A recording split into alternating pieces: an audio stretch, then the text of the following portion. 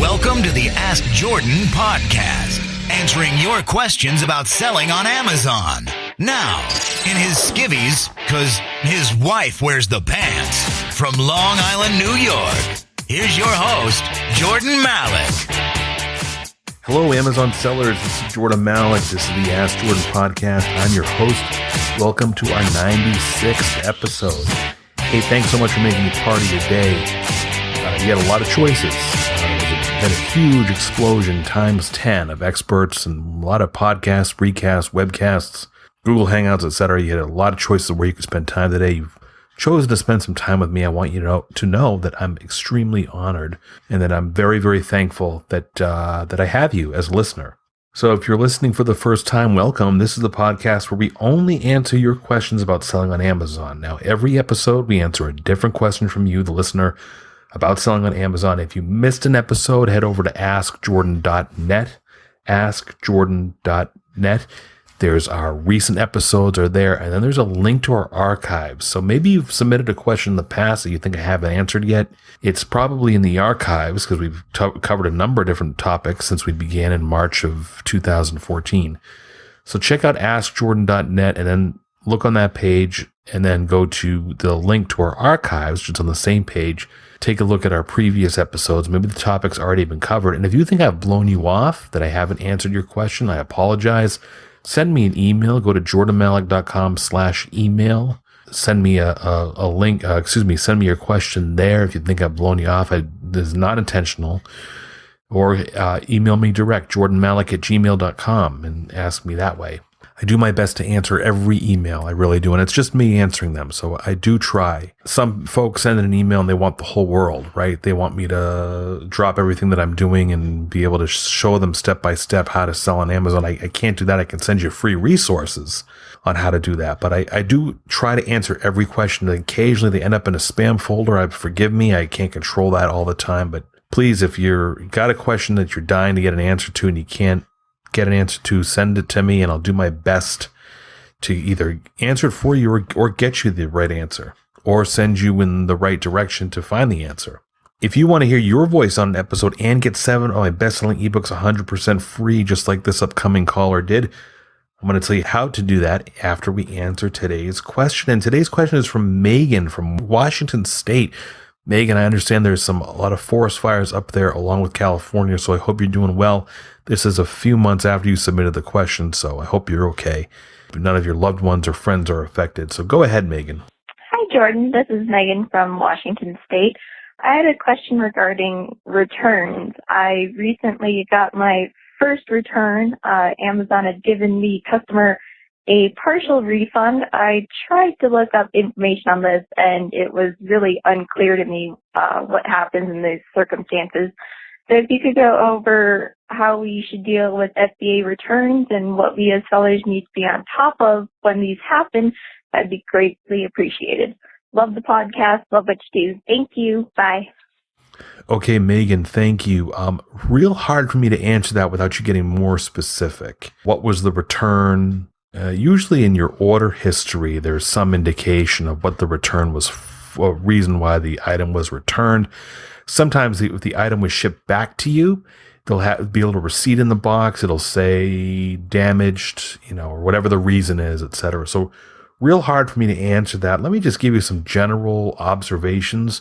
First, if you have an item that was returned to you, whether it's sitting in the Amazon warehouse or was shipped back to you, customer support should be able to shed some light on that. So you want to be able to, if you have to, submit a request. Go to sellercentral.amazon.com, click on help in the upper right-hand corner, and include the order number, the original order number from the customer transaction, and say, why, please be nice to them. Say, can you please explain why this item was returned? When an item is returned to the Amazon warehouse that you sold, Amazon is supposed to do one of a few things. One is they can relist it. I think you can actually opt in if the item has been opened. Amazon will repackage the item as new. I'm going to include links to that in the show notes under episode 96. Megan, as opposed to trying to explain it here. They will send the item back to you if it's damaged, or I think you have the option to have them dispose of it if it's considered damaged, or if it's considered unfulfillable, if the item can't be fulfilled for whatever reason, it's incomplete or whatever.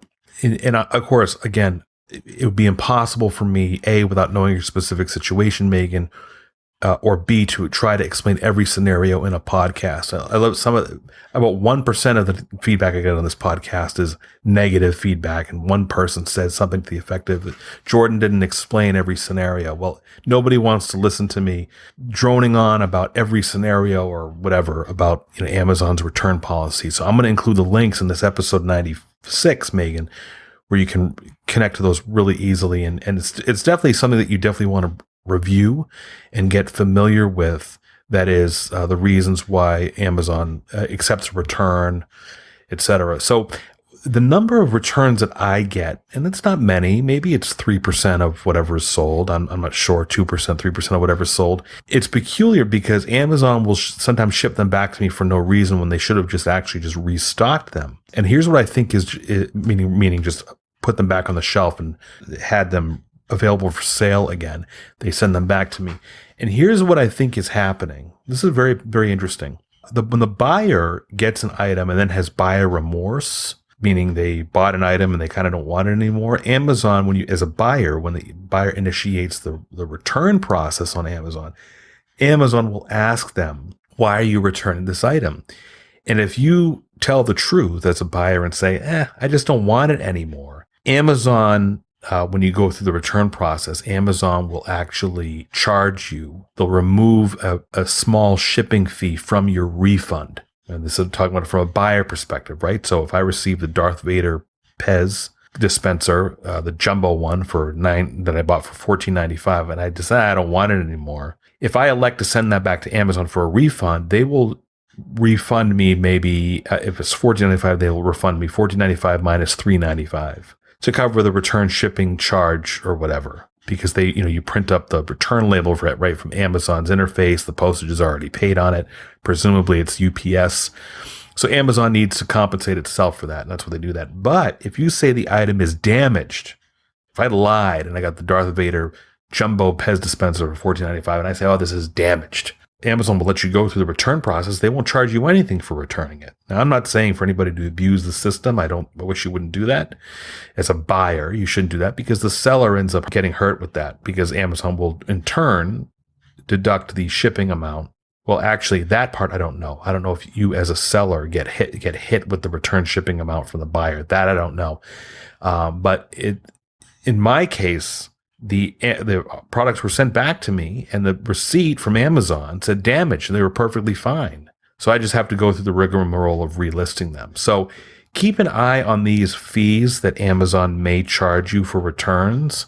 Part of this depends on how scrupulous you want to get over your business. If you're spending time tracking down every return and you're doing a volume of selling several dozen items a day or more, if you charge 50 cents extra for the return of an item, when the Amazon returns an item to you, they charge you 50 cents when you elect to have it returned to you, for instance. You might be spending hours of a day trying to track these fees down. Now, always analyze your fees to make sure that if something seems out of whack, you should be submitting a request to Amazon for an answer. And if they don't give you the right answer, they try to brush you off. I've gotten some really poorly written answers from non-English speaking, not non-English speaking, English as a second language. So Amazon's support staff, I think, is a good number of them are in India. And some of the stuff, the replies that I get from their support don't make any sense. So I'll ask them to escalate it to a manager to try to get a better answer. Sometimes if the buyer gets the product that Amazon ships to them damaged, they will return it to Amazon, and Amazon may return it to you, or Amazon may dispose of it and reimburse you the amount that you would have received had the sale happened anyway. It's a lot to go through, but I suggest, Megan, you get yourself familiar with the links I'm going to leave for you within the show notes for episode 96. So generally speaking, Megan, I do not pay a lot of attention to my returns unless it's something that's a very high price, not a very high, item is like $50 or more, and it's, the item, I'm not reimbursed for the full amount. I may make an inquiry for whatever reason. If the item, so the buyer says the item is damaged and Amazon reimburses me and the reimbursement seems too low, or it looks like you got, in some cases, you said there was a partial refund or a partial reimbursement. Sometimes the buyer will accept a partial refund if something's just slightly not right with the product, and that refund will come out of your pocket as well. So whenever you're in doubt, make sure, if you're ever in doubt why there's been a refund to the buyer and it's come out of your pocket, make sure you make that inquiry. Make sure you take a look at all your settings to see what's happening with items that are being returned to Amazon. And there's reports that you can run as well. So I'm going to leave all links to all that, Megan. I apologize for not a more detailed answer. I would really have to know your specific situation with the details to be able to answer that. But please check all the show notes for episode 96. There's going to be some links there where you can view Amazon's return policy, how it affects the seller, Amazon returns processing fee, etc. Megan gets all 7 of my ebooks about selling on Amazon and eBay. Megan, just go over to AskJordan.net, click on the small envelope icon in the upper right-hand corner, near the upper right-hand corner. Send me an email so I know where to send your ebooks to. And if you, the listener, want to submit a question to the podcast and have a chance to win all my best-selling ebooks, just like Megan, call 516-619-online. That's 516-619-6654. That's an automated voicemail system. You don't talk to somebody live, but you can leave your question there. Or go to AskJordan.net and scroll down, look for the directions of submitting your question. Hey, thanks again for listening. This has been the Ask Jordan podcast. We'll see you again in the next episode.